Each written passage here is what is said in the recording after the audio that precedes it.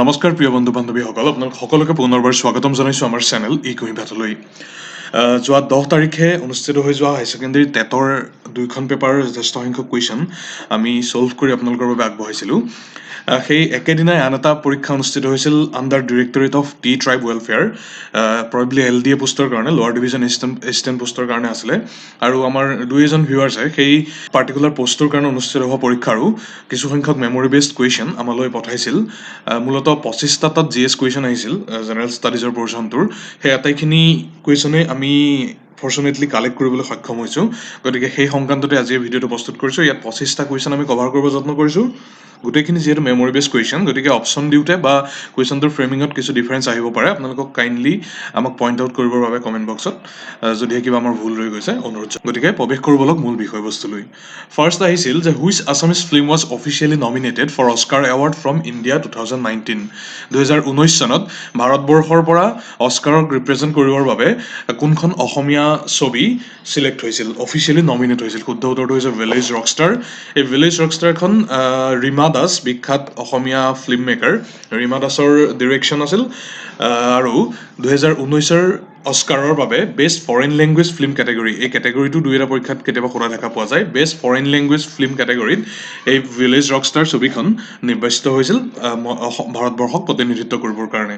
Next question number 2ত সুধিছিল যে 1948 চনৰ অলিম্পিক গেমছত ভাৰতীয় ৰাষ্ট্ৰীয় দলটোক কেপ্টেইন হিচাপে প্ৰতিনিধিত্ব কৰা কোনগৰাকী ব্যক্তিয়ে পৰৱৰ্তী সময়ত মেডিকেল ছায়েন্স চুজ কৰিছিল আৰু এগৰাকী চিভিল চাৰ্জন হৈছিল?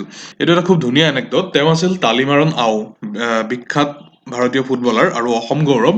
তালিমাৰন আও অসমত জন্ম লাভ কৰিছিল। সেই সময়ত অসম নগালেণ্ড অসমৰ এটা অংশ আছিল আৰু অসমৰ সেই নাগা হিলছ ডিষ্ট্ৰিক্টত তেওঁ জন্ম লাভ কৰিছিল। তেওঁ পৰৱৰ্তী সময়ত বিখ্যাত ভাৰতীয় ফুটবল দল মোহন বাগান আৰু লগতে ভাৰতবৰ্ষৰ যিটো ৰাষ্ট্ৰীয় টীম, নেশ্যনেল টীম, তাৰো কেপ্টেইন হৈছিল। ইনফেক্ট 1948 চনৰ লণ্ডন অলিম্পিকছত তেওঁ ইণ্ডিয়ান অলিম্পিক কণ্টিনজেণ্ট, যিটো ভাৰতবৰ্ষৰ অলিম্পিক দল, তাৰ ফ্লেগ বিয়াৰ হিচাপেও দায়িত্ব পালন কৰিছিল।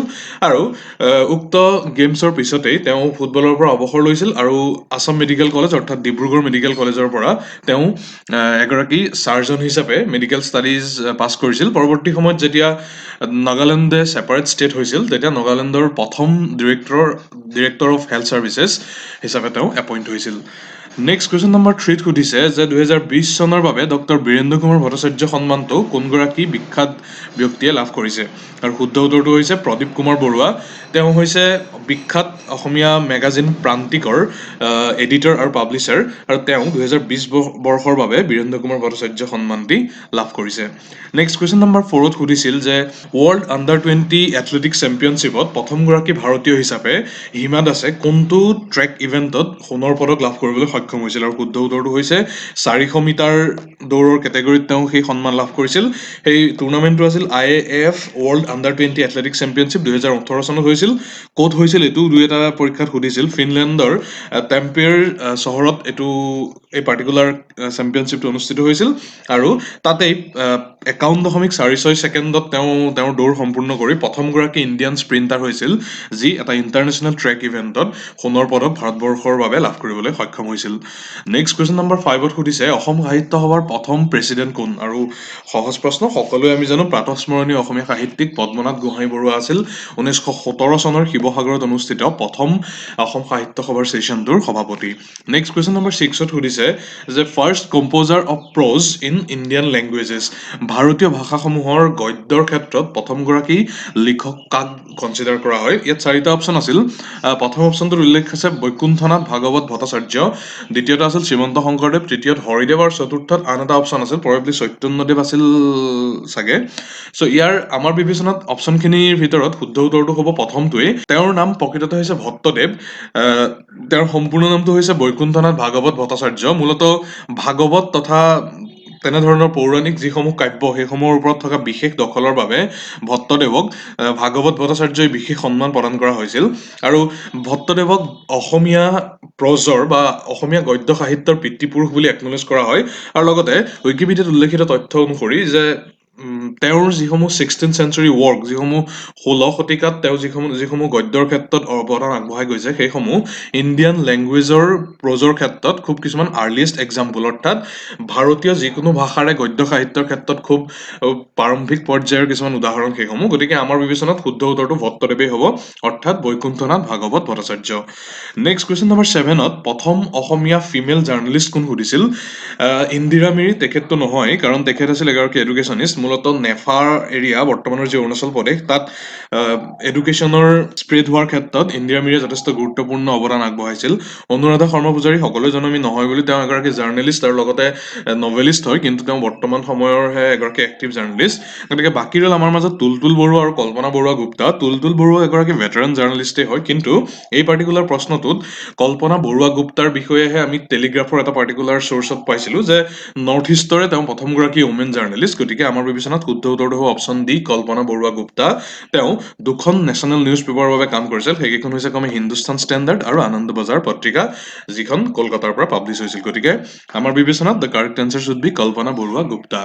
নেক্সট কুৱেশ্যন নম্বৰ 8ত সুধিছে যে central sector social welfare scheme এটাৰ বিষয়ে আমাক সুধিছে, যিটোৱে মূলতঃ 50% প্লেইন ট্ৰাইব বা শ্বিডিউল ক্লাছ পপুলেশ্যন থকা ৰিজনবোৰৰ উন্নতিৰ বাবে, অঞ্চলবোৰৰ উন্নতিৰ বাবে কাম কৰে। আৰু আমাৰ বিবেচনাত শুদ্ধ উত্তৰটো হ'ব প্ৰধানমন্ত্ৰী আদৰ্শ গ্ৰাম যোজনা, PMAGY।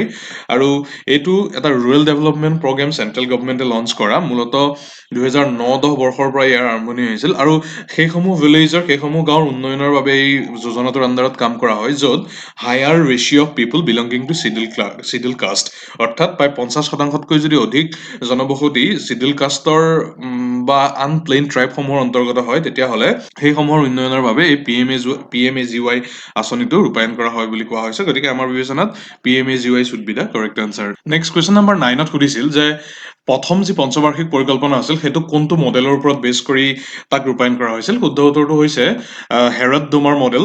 এই হেৰড ডোমাৰ মডেলৰ ওপৰত বেছ কৰি 1951 চনত এই প্ৰথম পঞ্চবাৰ্ষিক পৰিকল্পনা ৰূপায়ণ কৰা হৈছিল, য'ত এগ্ৰিকালচাৰ ছেক্টৰটো অৰ্থাৎ প্ৰাইমেৰী ছেক্টৰটোৰ ডেভেলপমেণ্টেই মূল লক্ষ্য হিচাপে স্থিৰ কৰা হৈছিল। 1951 চনত লঞ্চ কৰা হৈছিল, প্ৰধানমন্ত্ৰী আছিল তেতিয়া Jawaharlal Nehru. Next question number 10ত এটা কোভেক্সিন ৰিলেটেড কুৱেশ্যন সুধিছিল। এই কোভেক্সিন যিটো কৰোণা ভাইৰাছৰ এগেইনষ্টত এটা ভেকচিন হিচাপে ডেভেলপ কৰি থকা হৈছে, সেইটোৰ সংক্ৰান্তত আহিছিল। শুদ্ধ উত্তৰটো আমাৰ বিবেচনাত একচুৱেলি অপশ্যনখিনিৰ ভিতৰত এটা অপশ্যন আহিছিল যে ফেজ 2 ট্ৰায়েল ICMR অৰ্থাৎ ইণ্ডিয়ান কাউন্সিল ফৰ মেডিকেল ৰিচাৰ্চৰ আণ্ডাৰত সম্পূৰ্ণ হৈছে। চ' সেইটো চাগে আমাৰ বিবেচনাত শুদ্ধ উত্তৰ হ'ব, যদি আমি স্পষ্ট হোৱা নাই এতিয়াও যে তাৰ ডেভেলপ কৰা কোম্পানীটোৰ বিষয়ে আহিছে নেকি। যদি সুধিছে যে কোনে সেই কোভাক্সিনটো বনাই আছে, তেতিয়াহ'লে it will be Bharat biotech. এই বিশেষ ভেকচিন ফৰ্মুলেশ্যন কোম্পানীটোৱে এই কোভেক্সিনৰ ডেভেলপমেণ্টৰ কামখিনি কৰি আছে, আৰু কোভাক্সিনৰ কাৰেণ্ট ষ্টেটাছটো হৈছে ফেজ 2 ট্ৰায়েল ইতিমধ্যে সম্পূৰ্ণ কৰিছে, আৰু ফেজ 3 ট্ৰায়েলৰ বাবে ভলণ্টিয়াৰ চিলেকশ্যন প্ৰচেছো সম্পূৰ্ণ কৰিছে। চ' অপশ্যনখিনিত যদি আহিছে যে ফেজ 2 ট্ৰায়েল কমপ্লিট কৰিছে আণ্ডাৰ ICMR, তেতিয়াহ'লে সেইটো শুদ্ধ হ'ব। আৰু যদি সুধিছে যে কোনে ডেভেলপ কৰিছে, তেতিয়াহ'লে Bharat Biotech will be the correct answer. Next question number 11ত সুধিছে যে ইয়াত 4টা অপশ্যন ৰখা হৈছে, পানীদিহিং, দিহিং পাটকাই, গিবন আৰু নাম্বৰ। এইকেইখনৰ ভিতৰত কোনখন বাৰ্ড চেংচুৰী হিচাপে বা পক্ষী অভয়াৰণ্য হিচাপে জনাজাত? শুদ্ধ উত্তৰটো হৈছে পানীদিহিং ৱাইল্ড লাইফ চেংচুৰী। ই অৱস্থিত শিৱসাগৰ ডিষ্ট্ৰিক্টত, আৰু ইয়াক এখন বাৰ্ড চেংচুৰী হিচাপে 1996 চনৰ আগষ্ট মাহত অসম চৰকাৰে ৰূপায়ণ কৰিছে সেই ডিচিশ্যন। গতিকে Panidihing wildlife sanctuary will be the correct answer. Next 12ত সুধিছে সোণবিল, এই সোণবিলখন ক'ত অৱস্থিত? আৰু সোণবিল এখন বিখ্যাত পৰ্যটন ক্ষেত্ৰ কৰিমগঞ্জ জিলাৰ, আৰু সোণবিলৰ আন এটা ইণ্টাৰেষ্টিং পইণ্ট হৈছে ই হৈছে অসমৰ লাৰ্জেষ্ট ৱেটলেণ্ড। গতিকে সেইটোও কেতিয়াবা সেই ধৰণে সোধে, গতিকে মনত ৰখা উচিত। নেক্সট সুধিছে কুৱেশ্যন নম্বৰ 13ত নীতি আয়োগৰ সম্পূৰ্ণ ফৰ্মটো কি? সহজ প্ৰশ্ন। নীতি আয়োগৰ সম্পূৰ্ণ ফৰ্মটো হৈছে national institution for transforming India, আৰু 2015 চনৰ 1 জানুৱাৰী তাৰিখে মোদী চৰকাৰে ইয়াৰ প্ৰথম আনুষ্ঠানিকভাৱে অপেনিং কৰিছিল, আৰু ই পূৰ্বতে থকা যিটো প্লেনিং কমিশ্যন, সেই প্লেনিং কমিশ্যনক ৰিপ্লেচ কৰিছে। এই নীতি আয়োগৰ যি চেয়াৰমেন, সেই এক্স অফিচিয়েল চেয়াৰমেনগৰাকী হৈছে প্ৰাইম মিনিষ্টাৰ, আৰু বৰ্তমান ভাইচ চেয়াৰমেনৰ পদবীত অধিষ্ঠিত হৈ আছে doctor Rajiv Kumar. Next question number 14ত সুধিছে সুধিছে যে মোগল আৰু আহোমৰ মাজৰ অন্তিম যুদ্ধখন কোনখন আছিল? শুদ্ধ উত্তৰটো হৈছে ইটাখুলিৰ যুদ্ধ, বেটেল অফ ইটাখুলি, যিখন 1682 খ্ৰীষ্টাব্দত হৈছিল। আৰু এইখনেই হৈছে মোগল আৰু আহোমৰ মাজত অনুষ্ঠিত শেষ যুদ্ধ। সেই সময়ত আহোমৰ ৰজা আছিল গদাধৰ সিংহ, আৰু এই যুদ্ধখনৰ পিছতে আহোমসকলে মোগলক মানস নদীৰ পশ্চিম পাৰলৈ ঠেলি পঠিয়াইছিল, আৰু সেইটোৱে আছিল পৰৱৰ্তী বহু বছৰলৈকে আহোম আৰু মোগলৰ মাজৰ সীমা। নেক্সট কুৱেশ্যন নম্বৰ 15ত সুধিছে যে কোনগৰাকী আহোম ৰজাই পাইক চিষ্টেমটো ইন্ট্ৰডিউচ কৰিছিল? আৰু বিখ্যাত পাইক পথাৰ ইমপ্লিমেণ্টেশ্যন কৰাৰ আৰু মূল ব্যক্তিগৰাকী আছিল আহোম অফিচিয়েল মোমাই তামুলী বৰবৰুৱা, আৰু তেওঁ ৰজা প্ৰতাপ সিংহৰ অধীনত তেওঁ এই পাইক চিষ্টেম ইনভেন্ট কৰিছিল। নেক্সট কুৱেশ্যন নম্বৰ 16ত পিকক আইলেণ্ডক পপুলাৰলি কি বুলি জনা যায় সুধিছে। পিকক আইলেণ্ড এটা জনপ্ৰিয় আমাৰ বাবে উমানন্দ হিচাপে আৰু এই পিকক আইলেণ্ডৰ বা উমানন্দৰ ক্ষেত্ৰত হিন্দু মাইথলজিয়ে কয় যে এই পাৰ্টিকুলাৰ আইলেণ্ডটো ক্ৰিয়েট কৰিছিল লৰ্ড শিৱই, মহাদেৱে ইয়াক ক্ৰিয়েট কৰিছিল, আৰু তেওঁৰ পত্নী পাৰ্বতীৰ সুখ আৰু আনন্দৰ বাবে উমানন্দ এই পাৰ্টিকুলাৰ আইলেণ্ডটো, যাক পিকক আইলেণ্ড বুলি কোৱা হয়, তাক ক্ৰিয়েট কৰিছিল বুলি বিশ্বাস কৰা হয়। নেক্সট কুৱেশ্যন নম্বৰ 17ত সুধিছে যে first to establish tea garden in Assam. অপশ্যনখিনি আছে মনিৰাম দেৱান, ৰবাৰ্ট ব্ৰুচ, হেমেন বৰুৱা, আৰু অপশ্যন ডিত কিবা এটা আছিলে, চ' প্ৰবেবলি নটা আছিল চাগে, নান অফ দ্য এবভ। এতিয়া ইয়াত মনিৰাম দেৱান আৰু ৰবাৰ্ট ব্ৰুচ এই দুটা কনফিউজিং অপশ্যন। ৰবাৰ্ট ব্ৰুচক প্ৰথম চাহৰ আৱিষ্কাৰক হিচাপে জনা যায়, কিয়নো মনিৰাম দেৱানৰ পৰামৰ্শ মতে ৰবাৰ্ট ব্ৰুচে চিংফৌসকলৰ হেড বিছাগামক লগ কৰিছিল, আৰু তেওঁৰ পৰাই সেই চিংফৌসকলে তেতিয়া অনানুষ্ঠানিকভাৱে যি চাহৰ খেতি কৰিছিল সেই চেম্পল কালেক্ট কৰি তাক পৰৱৰ্তী সময়ত আইডেণ্টিফাই কৰিছিল আছাম ট্ৰি হিচাপে। গতিকে চাহৰ অসম ট্ৰিৰ জনক হিচাপে ৰবাৰ্ট ব্ৰুচক অভিহিত কৰা হয়। সেইটো আছিল 1823 চনৰ ঘটনা, কিন্তু পৰৱৰ্তী বছৰতে 1824 চনত ৰবাৰ্ট ব্ৰুচৰ মৃত্যু হয়। গতিকে ৰবাৰ্ট ব্ৰুচে ফৰ্মেলি টি গাৰ্ডেন এষ্টাব্লিছ কৰাৰ ক্ষেত্ৰত তেওঁ জড়িত হ'ব পৰা নাছিল, কিন্তু মনিৰাম দেৱান আছিল প্ৰথমগৰাকী ভাৰতীয় যি কমাৰ্চিয়েলি টি প্লেণ্টেশ্যনৰ কাম আৰম্ভ কৰিছিল, চীনামৰা বাগিচা তেওঁ এষ্টাব্লিছ কৰিছিল, আৰু হেমেন বৰুৱা বহুত পিছৰ। গতিকে আমাৰ বিবেচনাত এইকেইটা অপশ্যনৰ ভিতৰত মনিৰাম দেৱানেই শুদ্ধ উত্তৰ হ'ব। চ' আমি মনিৰাম দেৱানকেই অপশ্যন এ কাৰেক্ট বুলি ইয়াত ৰাখিছোঁ। নেক্সট কুৱেশ্যন নম্বৰ 18ত সুধিছে যে who was the first prime minister presently known as the chief minister of Assam. আৰু বৰ্তমান যাক চিফ মিনিষ্টাৰ বুলি কোৱা হয়, যি পদমৰ্যাদা, সেয়া পূৰ্বতে প্ৰাইম মিনিষ্টাৰ বুলি জনা গৈছিল। চ' প্ৰথমগৰাকী প্ৰাইম মিনিষ্টাৰ কোন? এতিয়া এইটো আমাক জনোৱা মতে তাত সৈয়দ ছাদুল্লাহ অপশ্যনটো নাছিলে, গতিকে গোপীনাথ বৰদলৈ হ'ব, কিয়নো গোপীনাথ বৰদলৈ আছিল প্ৰথমগৰাকী চিফ মিনিষ্টাৰ। কাৰণ স্বাধীনোত্তৰ সময়ত পষ্ট ইণ্ডিপেণ্ডেন্স অসমৰ যি আটাইতকৈ উচ্চ পৰ্যায়ৰ পদমৰ্যাদা তাক চিফ মিনিষ্টাৰ ৰূপে জনা গৈছিল, কিন্তু তাৰ পূৰ্বে 1937 চনত যেতিয়া প্ৰথম চৰকাৰ অন্তৰিম গভৰ্ণমেণ্ট বা ইণ্টাৰিম গভৰ্ণমেণ্ট যেতিয়া প্ৰতিষ্ঠা কৰা হৈছিল, তেতিয়া হেড অফ দ্য গভৰ্ণমেণ্ট সেই পোষ্টটোক প্ৰাইম মিনিষ্টাৰ বা প্ৰিমিয়াৰ ৰূপে জনা গৈছিল, আৰু প্ৰথমগৰাকী প্ৰাইম মিনিষ্টাৰ আছিল 1937ত সৈয়দ ছাদুল্লাহ। গতিকে ইয়াত প্ৰশ্নটোত এইটো কিছু মানে এম্বিগুৱাছ প্ৰশ্ন, প্ৰথম প্ৰাইম মিনিষ্টাৰ কোন আছিল যাক পৰৱৰ্তী সময়ত চিফ মিনিষ্টাৰ বুলি জনা যায়, সেইটো যদি সুধিছে তেতিয়াহ'লে আমাৰ বিবেচনাত সৈয়দ ছাদুল্লাহ হ'ব লাগে, কিন্তু আমাক জনাইছে যে গোপীনাথ বৰদলৈহে আছিল অপশ্যনত, সৈয়দ ছাদুল্লাহ অপশ্যনটো নাছিল, গতিকে সেইটোকে আমি শুদ্ধ উত্তৰ ৰূপে বিবেচনা কৰিছোঁ। নেক্সট কুৱেশ্যন নম্বৰ 19ত সুধিছে যে ৰুদ্ৰসিংহৰ সময়ত চিফ ইঞ্জিনিয়াৰ কোন আছিল? আচলতে চাংৰুং ফুকন এইটো কিছু উৎসত আছে যে তেওঁ ৰুদ্ৰসিংহৰ আণ্ডাৰত তেওঁ চিফ ইঞ্জিনিয়াৰ বা আৰ্কিটেক্সাৰ কামসমূহ চোৱা কৰিছিল, আৰু আন দুই এক তথ্য অনুসৰি চাংৰুং ফুকন আছিল এটা পদমৰ্যাদা যি এই ৰুদ্ৰসিংহৰ সময়ৰ পৰা বা পৰৱৰ্তী সময়তো যিসমূহ আহোম চিভিল কনষ্ট্ৰাকশ্যন আছিল, সেয়া লাগে মৈদামেই হওক বা বিভিন্ন ৰাজকাৰেংসমূহ, সেইসমূহৰ চিভিল ইঞ্জিনিয়াৰিঙৰ দিশসমূহ চোৱা কৰাৰ বাবে এই পাৰ্টিকুলাৰ মৰ্যাদাটো, এই পাৰ্টিকুলাৰ পদবীটো নিযুক্ত কৰা হৈছিল। গতিকে আমাৰ বিবেচনাত চাংৰুং ফুকনেই শুদ্ধ হ'ব। নেক্সট কুৱেশ্যন নম্বৰ 20ত সুধিছে যে নেফা হিচাপে, নৰ্থ ইষ্ট ফ্ৰণ্টিয়াৰ এজেঞ্চি হিচাপে কোনখন উত্তৰ পূৰ্বাঞ্চলৰ ৰাজ্যক পূৰ্বতে জনা গৈছিল? শুদ্ধ উত্তৰটো হৈছে অৰুণাচল প্ৰদেশ। এই নেফাটো মূলতঃ আছিল ব্ৰিটিছ শাসিত সময়ৰ পৰাই এটা পলিটিকেল ৰিজিয়ন, এটা এডমিনিষ্ট্ৰেটিভ ডিভিজন অসমৰ, আৰু 1972 চনত এই নেফাক অৰুণাচল প্ৰদেশৰ ৰূপত তাক ৰূপান্তৰিত কৰা হৈছিল, আপগ্ৰেড কৰা হৈছিল এটা ইউনিয়ন টেৰিটৰীলৈ, আৰু 1987 চনত ইয়াক ফুল ফ্লেজেড এখন ষ্টেটৰ মৰ্যাদা দিয়া হৈছিল। গতিকে মূলতঃ প্ৰশ্নটো সুধিছে কোনখন নৰ্থ ইষ্ট ষ্টেটক নেফা বুলি কোৱা হৈছিল, শুদ্ধ উত্তৰটো হ'ব অৰুণাচল প্ৰদেশ।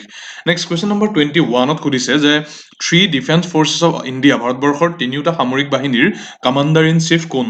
আৰু শুদ্ধ উত্তৰটো হ'ব অপশ্যন এ প্ৰেচিডেণ্ট। ভাৰতবৰ্ষৰ ৰাষ্ট্ৰপতিক তিনিওটা আৰ্ম ফৰ্চৰে কামাণ্ডাৰ ইন চিফ হিচাপে গণ্য কৰা হয়। নেক্সট কুৱেশ্যন নম্বৰ 20ত সুধিছে যে ভাৰতবৰ্ষৰ ইণ্টিগ্ৰেশ্যনৰ ক্ষেত্ৰত লোৱা বিশেষ ভূমিকাৰ বাবে, অৰ্থাৎ ভাৰতবৰ্ষৰ বিভিন্ন প্ৰিন্সলি ষ্টেট বা আন সৰু সৰু জাতিসত্তাসমূহক একেলগ কৰি গ্ৰেটাৰ ইণ্ডিয়া বা বৰ্তমানৰ ভাৰতবৰ্ষৰ ৰূপ দিয়াৰ বাবে কোনগৰাকী বিখ্যাত স্বাধীনতা সংগ্ৰামীক ভাৰতবৰ্ষৰ বিছমাৰ্ক বিছমাৰ্ক বুলি কোৱা হয় আৰু শুদ্ধ উত্তৰটো হৈছে চৰ্দাৰ পেটেলক কোৱা হয়। চৰ্দাৰ বল্লভভাই পেটেল আছিল ভাৰতবৰ্ষৰ প্ৰথম হোম মিনিষ্টাৰ আৰু ডেপুটি প্ৰাইম মিনিষ্টাৰ আৰু তেওঁ বিভিন্ন ভাৰতবৰ্ষৰ সেই সময়ৰ প্ৰিন্সলি ষ্টেটসমূহ বা আন সৰু সৰু যিসমূহ ভূখণ্ড আছিল সেইসমূহক একেলগ কৰি বৰ্তমানৰ ভাৰতবৰ্ষৰ ৰূপদান কৰাত গুৰুত্বপূৰ্ণ ভূমিকা লৈছিল, সেইবাবে তেওঁক ভাৰতবৰ্ষৰ বিছমাৰ্ক বুলি কোৱা হয়। নেক্সট কুৱেশ্যন নম্বৰ 23, 20 অক্টোবৰ 2020 তাৰিখে ফাউণ্ডেশ্যন ষ্ট'ন লে কৰা এখন মাল্টি মডেল লজিষ্টিক পাৰ্ক, যিখন ভাৰতমালা প্ৰজেক্টৰ এটা অংশ, অসমৰ কোন ঠাইত তাক প্ৰতিষ্ঠা কৰা হৈছে সুধিছে। চ' শুদ্ধ উত্তৰটো হৈছে Jogighopa. Next question number 24ত Sadri ভাষাটো অসমৰ কোনটো কমিউনিটিয়ে কয় সুধিছে। শুদ্ধ উত্তৰটো হৈছে টি ট্ৰাইবসকলে চাদ্ৰী ভাষাটো কয়। আৰু 25ত অৰ্থাৎ আজিৰ এই ভিডিঅ'টোৰ অন্তিম প্ৰশ্ন, লগতে এই পাৰ্টিকুলাৰ পেপাৰখনৰ অন্তিম GS কুৱেশ্যনটো সুধিছিল যে ৱৰ্ল্ডছ লংগেষ্ট অটল টানেল যিটো আছে সেইটো কোনখন ঠাইত অৱস্থিত, আৰু শুদ্ধ উত্তৰটো হৈছে সেইটো অৱস্থিত হিমাচল প্ৰদেশত। হিমাচল প্ৰদেশৰ লেহ মানালী হাইৱেত ই আছে আৰু তাৰ আন এটা জনপ্ৰিয় নাম হৈছে ৰোহতাং টানেল। অ'কে, চ' যিটো ৰোহতাং পাছত অৱস্থিত, গতিকে শুদ্ধ উত্তৰটো কি হ'ব? হিমাচল প্ৰদেশত সি অৱস্থিত। গতিকে ইয়াৰ জৰিয়তে আমি আজিৰ এই পাৰ্টিকুলাৰ ভিডিঅ'টো সমাপ্ত কৰিব বিচাৰিছোঁ। আমাৰ কিবা ভুল ৰৈ যাব পাৰে যিহেতু মেমৰি বেছ কুৱেশ্যন আছিল। আপোনালোকক অনুৰোধ জনাইছোঁ যদি কিবা আনইণ্টেণ্ডেড এনেকুৱা এৰৰ থাকি গৈছে আমাৰ, অনুগ্ৰহ কৰি আমাক কমেণ্ট বক্সত পইণ্ট কৰে যেন, আৰু লগতে আপোনালোকৰ কিবা ছাজেশ্যন থাকিলেও জনাব পাৰে। অনুগ্ৰহ কৰি চেনেলটো ছাবস্ক্ৰাইব কৰিব যদি কৰা নাই, লগতে চাই থাকিব ই কুঁহিপাত। ধন্যবাদ, শুভৰাত্ৰি।